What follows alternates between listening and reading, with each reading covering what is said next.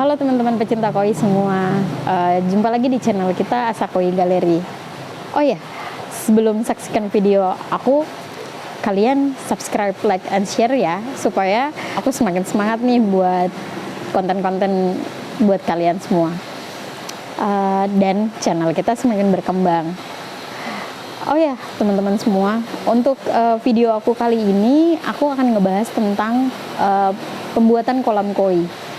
Mungkin video yang aku sajikan ini adalah hal dasar buat teman-teman semua yang baru mau memelihara ikan koi. Aku rasa ini adalah hal yang cukup penting dan harus kalian perhatikan. Karena banyak banget dari customer-customer aku yang datang ke sini, mereka itu banyak banget yang salah dalam pembuatan kolam koi. Kenapa aku bilang salah? Karena hal-hal yang penting di dalam kolam koi itu tidak ada di dalam kolam koi itu sendiri. Jadi bisa dibilang ya itu hanya kolam untuk ikan biasa. So, kalian mau tahu apa aja hal-hal yang harus diperhatikan dalam pembuatan kolam untuk memelihara ikan koi? Bahasan kita kali ini tentang pembuatan kolam koi. Kita mulai dari yang pertama, ukuran. Kenapa ukuran? Ukuran ini kita tentukan untuk kita tahu berapa banyak sih liter air yang ada di dalam kolam kita. Itu yang pertama. Yang kedua perlu kita perhatikan juga adalah filtrasi. Filtrasi untuk kolam koi. Sirkulasi juga termasuk di dalamnya ya teman-teman. Yang ketiga, berapa sih yang paling proporsional untuk kedalaman kolam ikan koi? Dan yang keempat ini adalah bagaimana atau berapa sih chamber yang paling proporsional untuk kolam koi kita. Oke, kita masuk bahasan yang pertama dulu ya teman-teman, soal ukuran. Ukuran ini kita bisa tentukan untuk mendapatkan berapa jumlah liter air yang ada di dalam kolam itu dengan cara sebenarnya sangat mudah. Caranya hanya kalian cukup mengkalikan berapa panjang kolam kalian, berapa lebarnya, dan berapa tinggi air di dalam kolam. Aku beri contoh, seandainya kolam kalian ini panjangnya 2,5 meter, lalu lebarnya 2 meter, dan kedalaman airnya 80 cm. Kita hanya tinggal mengkalikan ini aja, 2,5 meter dikali 2 meter dan dikali 0,8. Karena kita rubah ya pecahannya. Oke, jadi kita akan ketemu tuh di angka 4.000 liter. Oh, berarti berapa volume air di dalam kolam kita itu adalah 4.000 liter. Itu yang pertama. Kedua, tadi kita bahas tentang sirkulasi dan filtrasi. Apa aja nih yang terdapat di dalam kolam koi? Yang pertama itu adalah bottom drain, skimmer, waterfall, serta chamber sebagai tempat atau sistem filtrasi untuk kolam koi itu sendiri. Kita masuk bahasan yang bottom drain. Apa sih bottom drain ini? Bottom drain itu adalah lubang yang berada di bawah yang berfungsi sebagai penyedot kotoran dari kotoran koi itu sendiri. Loh, kenapa bisa bottom drain ini menyedot kotoran? Bottom drain ini secara langsung terhubung dengan chamber filtrasi. Jadi kalian nggak usah worry. Nanti kotoran-kotoran yang dihasilkan oleh ikan-ikan koi kalian itu harusnya masuk ke bottom drain dan diolah di dalam chamber filtrasi itu. Yang pertama. Terus yang kedua, skimmer. Apa fungsinya skimmer? Skimmer itu berfungsi untuk menarik kotoran yang berada di atas permukaan air. Seperti sisa makanan yang kalian berikan dari sisa-sisa pakan koi atau mungkin debu. Kenapa itu menjadi satu hal yang sangat penting? Itu merupakan satu dari sebagian rangkaian kolam koi yang memang sudah proporsional. Kalau kita bicara filtrasi, kita masuk ke chamber. Berapa sih yang paling baik chamber itu, berapa yang proporsional untuk kita memelihara koi?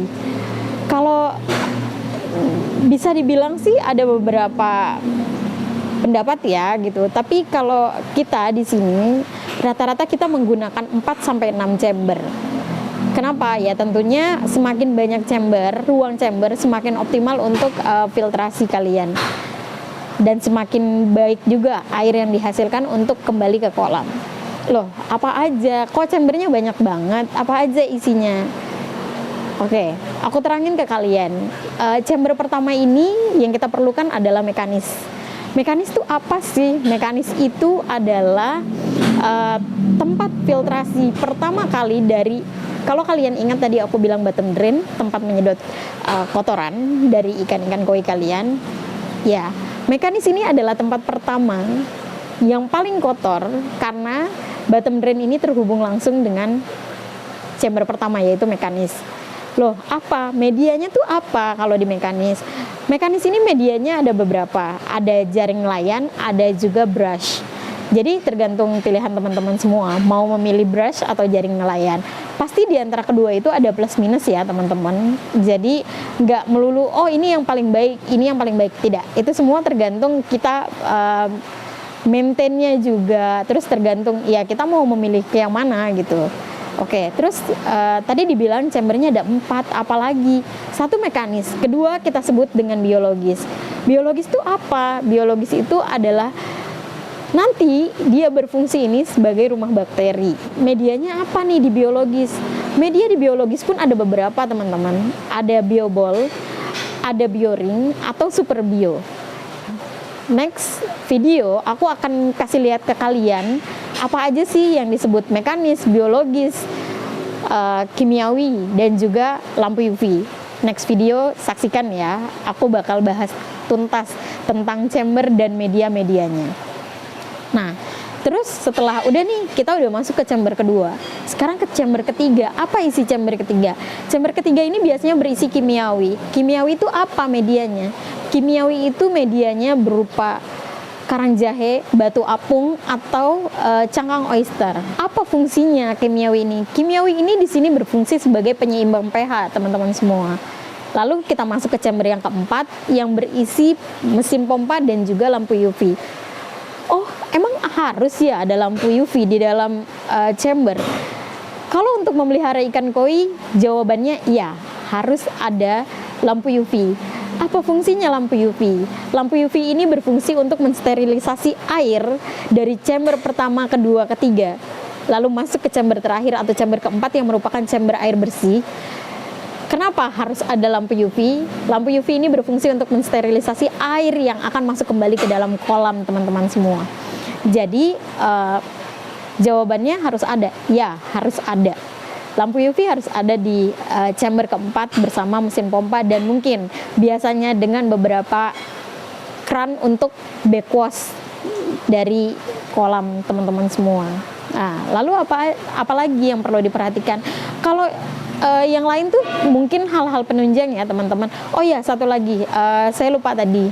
Di chamber kedua yang merupakan chamber biologis ini, jangan lupa ya teman-teman, kalian harus memberi aerator untuk chamber kedua ini yang merupakan biologis. Kenapa harus diberi aerator? Kenapa harus diberi aerator? Jawabannya adalah karena biologis ini berfungsi sebagai rumah bakteri baik, dan bakteri baik ini terbentuk mengkoloni itu tidak dalam jangka waktu yang sebentar. Nah, jadi untuk menjaga bakteri ini tetap baik, baiknya pun juga kita kasih oksigen teman-teman semua untuk di chamber biologis ini.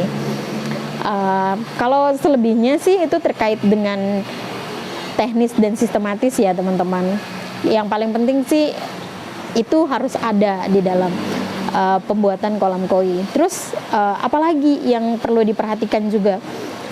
Mungkin yang perlu kalian tahu itu adalah cat untuk kolam koi. Cat untuk kolam koi itu biasanya kita menggunakan warna hitam. Kenapa warna hitam? Kenapa warna hitam? Karena kita mau memberikan rasa nyaman dan juga aman untuk ikan-ikan koi ini seperti ada di habitat aslinya. Jadi otomatis kita memberikan warna gelap untuk mereka. Loh, kenapa nggak biru? Pasti kan airnya terlihat lebih jernih. Mungkin sebagian ada yang bilang kayak gitu. Memberikan kesan bersih, jernih, iya. Tapi itu kurang nyaman untuk ikan koi kita sendiri, teman-teman. Terus apalagi sih yang harus diperhatikan? Satu yang paling vital yang kalian harus perhatikan juga adalah ukuran chamber.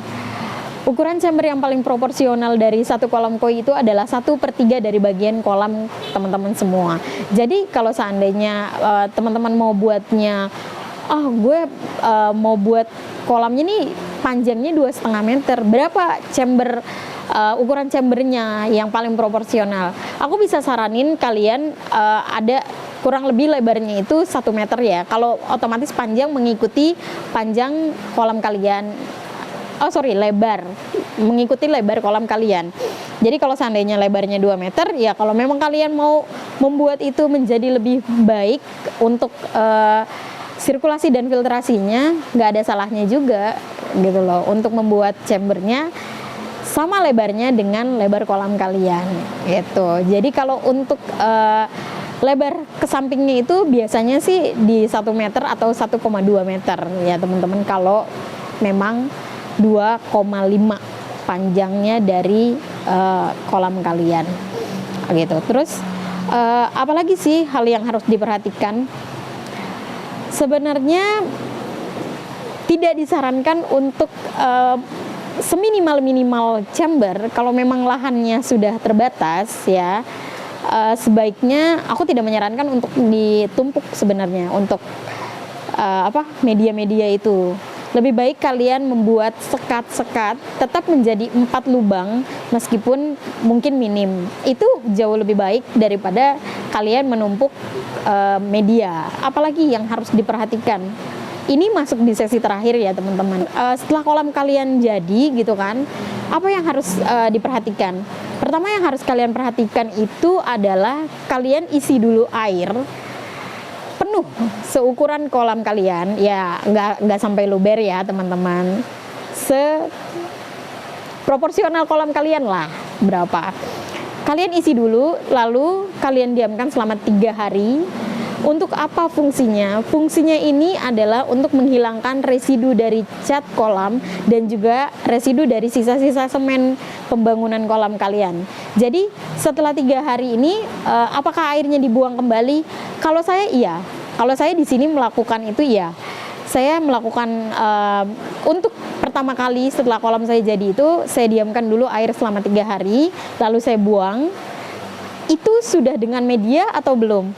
Kalau saya sudah memasukkan media, tapi saya tidak mengaktifkan dulu mesinnya. Jadi memang kondisinya masih tenang semua. Oke, setelah 3 hari setelah air ini dibuang, saya akan isi kembali kolam dengan capaian kedalaman kolam kalian ya. Itu akan saya isi kembali, lalu saya beri bubuk PK. Apalagi tuh bubuk PK? Bubuk PK itu adalah kalau bilangnya sih untuk mensterilisasi air ya, yang baru masuk. Sama sih, mungkin kurang lebih pasti fungsinya sama, untuk menghilangkan sisa-sisa residu yang ada di dalam kolam ikan kalian. Sebelum kita memasukkan ikan, otomatis kita mau safety dulu dong nih untuk ikan-ikan koi yang akan kita masukkan ke dalam kolam kita, teman-teman. Jadi itu penting, ya itu juga penting. Kita diamkan, biasanya setelah kita memasukkan bubuk PK ini, dalam 1x24 jam air itu akan jernih kembali.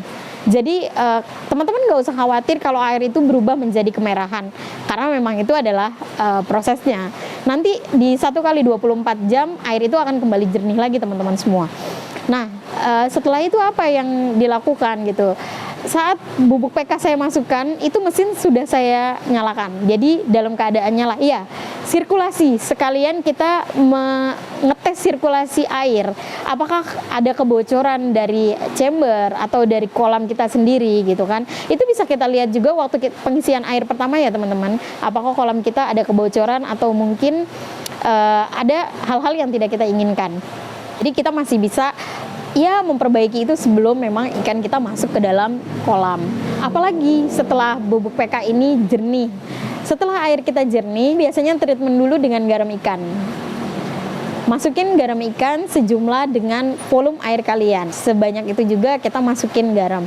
Terus langsung dimasukin ikannya. Enggak, kalau saya menunggu 1 hari dulu dari saya memasukkan garam, saya sterilisasi dulu, sudah sampai benar-benar hilang. Dan mesin sirkulasi sudah berjalan berarti ya, filtrasi sudah baik, sirkulasinya airnya juga sudah baik. Baru saya akan merilis ikan koi saya ke dalam kolam. Next video aku akan bahas dan aku akan kasih tahu teman-teman semua gimana caranya menangkap ikan koi dan gimana caranya merilis dengan nyaman, aman, dan tentunya tidak membuat ikan kita stres, karena itu juga lumayan penting teman-teman. Kalau seandainya semuanya udah dilakukan, ada lagi nggak hal-hal yang perlu dilakukan? Ada lagi nggak yang perlu dilakukan? Aku rasa sih itu udah cukup ya gitu. Jadi dari tadi yang pertama bahasan kita memang kita sudah membahas tentang cat, sirkulasi, filtrasi, berapa ukuran yang paling proporsional, berapa jumlah chamber yang proporsional, dan juga tipsnya serta triknya apa aja gitu kan. Aku rasa itu sudah selesai dan teman-teman sudah bisa merilis ikan-ikan koi yang teman-teman beli. Satu lagi yang perlu juga aku ingatkan, kalau teman-teman baru membeli ikan koi, jangan langsung dirilis ke dalam kolam ya, tapi kalian taruh dulu plastiknya di atas permukaan kolam supaya suhunya sama dulu, kurang lebih antara 30 sampai 1 jam. Nanti teman-teman baru bisa rilis ikan-ikan itu ke dalam kolam. Jadi please banget jangan langsung dilepas kalau kalian baru membeli ikan dari manapun, meskipun itu sudah dikarantina gitu kan. Alangkah baiknya suhu itu disamakan dulu, karena pasti saat teman-teman membeli itu dalam perjalanan suhu airnya kan sudah berubah dengan suhu air yang ada di kolam teman-teman semua gitu. Next, aku akan bahas lagi lebih mendetail tentang chamber. Apa aja fungsi dari mekanis, biologis, kimiawi, terus mesin pompa dan lampu UV, serta kayak apa sih yang disebut mekanis, biologis, kimiawi itu nanti aku akan jabarkan di next video. Dan kalau teman-teman mau bertanya sesuatu, please komen di bawah ya. Kalau aku tahu, pasti aku akan jawab dan aku akan share ke kalian semua. Jangan lupa juga nyalakan lonceng notifikasinya ya, supaya kalian semua tahu saat ada video baru dari aku. Yang pastinya aku akan share tentang tips dan trik apa aja sih yang berkaitan dengan kolam, ikan koi, dan juga tentang pakan serta kesehatan ikan itu sendiri. Next, kita kupas tuntas lagi tentang hal-hal lainnya yang mungkin kalian juga ingin tahu. So, jangan lupa ya, subscribe, like, and share. Bye-bye.